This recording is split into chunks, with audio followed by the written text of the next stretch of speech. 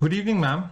I, Sargun, along with my teammates, are here to present our assignment on data mining through web scraping. This is our team, Kavya, who was involved in web scraping using Python. Kaviraj worked on CRUD web app form for database connection. Gurminder worked on Azure database and building connections.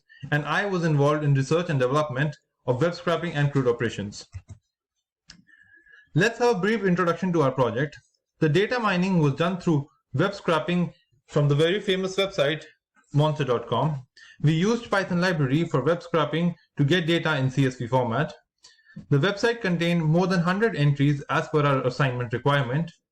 The scrap data was then saved in the Excel file in a tabular format. This data was stored using MS SQL Server. The data from the Excel file is then stored using SSIS with Visual Studio in order to put the data in Azure database. We have then implemented CRUD to manage entries in database using web form. Now here are the technologies used. We used Python for web scraping. C# was used for CRUD web app form. Azure database was the place where the database was stored. SQL Server was used to build a connection between the Excel file and database. Excel file was basically used to store the data coming from web scraping. Now Kavya will take over the presentation from here onwards. Hello everyone, my name is Kavya. Today I'll explain about web scraping. We have used web scraping with the help of Python. Basically, web scraping is a process in which we have to extract the data from a website, and that data we can transfer to a location, and later on that we can use. Location we can use as per our choice, like wherever we want to save our files we can save. And library which we are using for scraping in Python is Beautiful Soup. That is one of the best library in Python which is used for scraping. Basically, it's a library for pulling data out of HTML and XML files. The website which we are using for scraping is monster.com. This is the website this we are using for scraping. Basically, when we have to do the scraping, we can scrap the data with the help of inspect element. As in inspect element, we can see all our data is coming, and when we inspect the title, basically this title is coming in the h2 tag and class is title, and this is the company name, which is the class company, and this is the div class. And location we are getting in the location div class, and name is location only.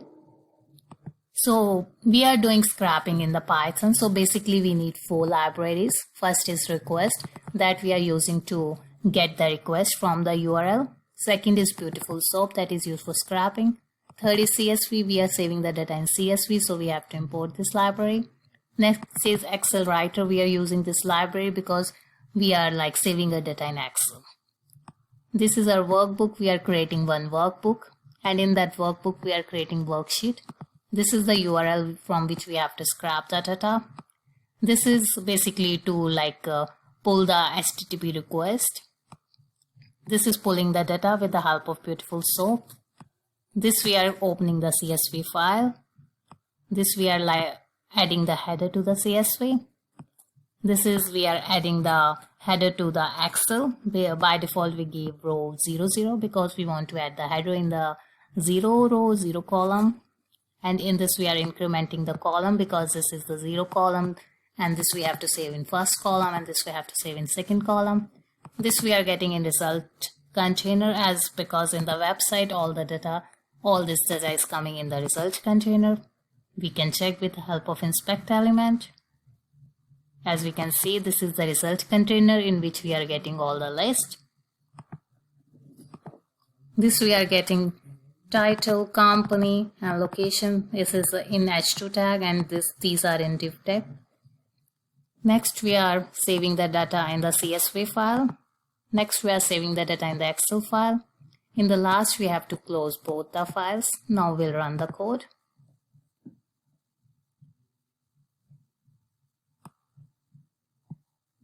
Basically this is our output. We are getting more than 100 records. This is the title, this is the company, and this is the location, because we are printing 3. These are the 3 which we are printing. As we can see, now 2 files are created here. One is Excel file and one is CSV file. We can open the Excel file to see the data, like data is saved in accurate or not. This we can see like in the first row, title, company, location, as we put in the header row, and this is basically the data which we are saved in Excel. As we can see, like data is saved accurately and we are having more than 100 records.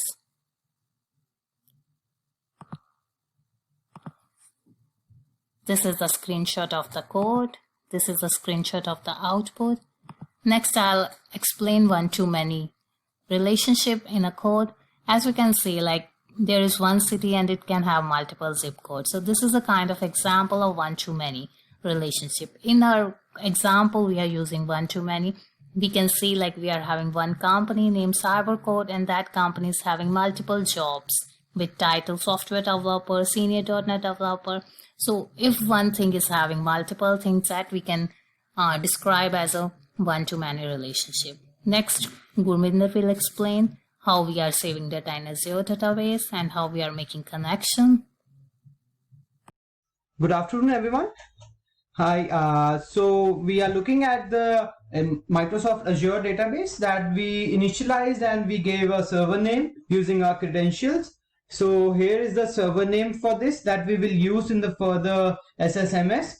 And after this, we also used our credentials and created a My database that will be used for us for storing the data.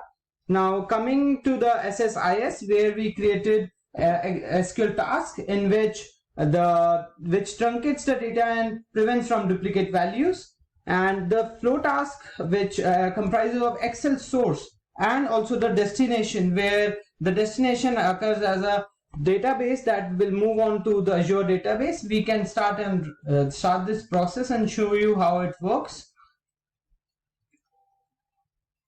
So here it gathers the data and helps us in storing this database to Azure. Now here comes the SSMS, where we use the query to get the top 1000 rows, and we get the information and database connected. And here we use the connection, which I will show you how. And here's the server name that we developed in the Azure website and the login ID and password that we created there. So with the help of this, we extracted the data from the database and basically through the source.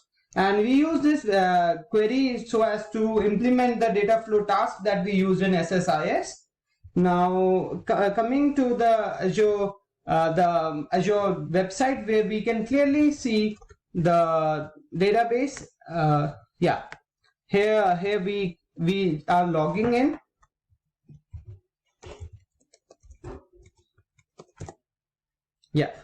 So we'll go on the tables and connect to the database. You can clearly see that after using the query, we are getting the credential and the information which we transfer from the Excel source. So it clearly concludes that we have used the database to store all the data from the Excel website.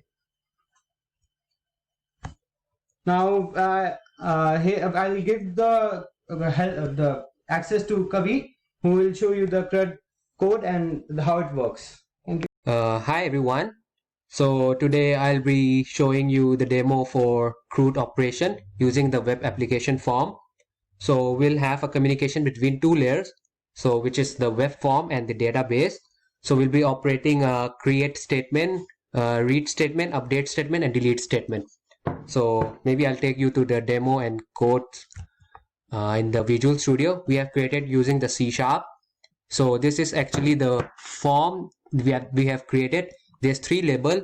Firstly it's title, second one is company, and the location, which is the columns required for the Excel file. So yes, so firstly I'll run the code now.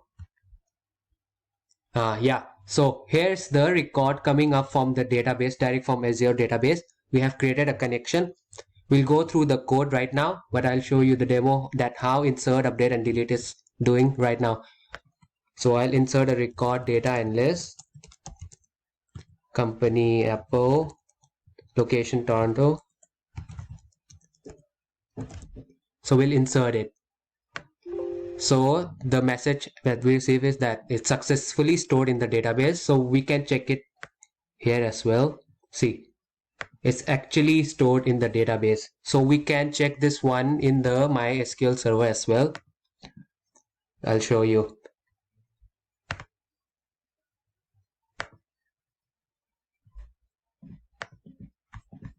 See, it's been updated in the Azure database as well. So it's clearly show that the data is inserted here. So secondly, we'll operating update, right? So for this record, we'll update the Toronto as Vancouver. So we'll click on the update button. The record has been updated. See, the record with data analyst Apple and Toronto, it has been updated as Vancouver. It's also updated here in the Azure database. See, data analyst Apple and Vancouver. So with the delete operation, we'll delete this record with the delete button option. Simultaneously, we'll check by running the query in the Azure database. The last recorded of data analyst has been deleted. So yeah, we have operated the few operation from Crude. So I'll go through the code for you. We have created a few function to display the records. So first of all, we created a connection with the MySQL server by using the credential from the Azure database using with user ID and password. So for with that, we have performed a query which will display all the records from the table by using the select star from jobs. The jobs is the table name in the My database in Azure database. So the SQL data reader will execute the command here and it will display the record in the grid box here. Yeah, and simultaneously we have created a function for insert, update and delete button. For example, for the update function that we have created here, we have similarly we have created a connection with the database, and with the SQL command of update we have created this, so it will be updated automatically here. So that's how we have operated the CRUD operation directly with the Azure database.